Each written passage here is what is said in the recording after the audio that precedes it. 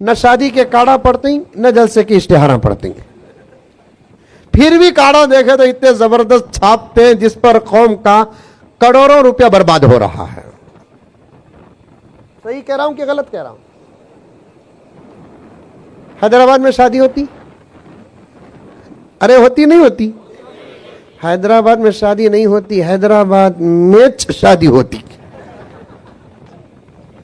ऐसा शादियां करती हैदराबाद में, गोया के हैदराबाद में शादी होती, कहीं और शादी नहीं होती। समझ में आई बात है? मैं भी देखता रहता हूं, आता जाता रहता हूं ना मैं। शादी महल को जाने गए उसने, घुग्गू घोड़े में बैठ रहा है, क्या जंकू जा रहा है? मुझे यह फलसफा समझ में नहीं आया। अब हाथ में तलवार देना एक बाकी है, ले रहे क्या वो भी? अब अमल को भी जरूरत को कोई ताल्लुक नहीं है।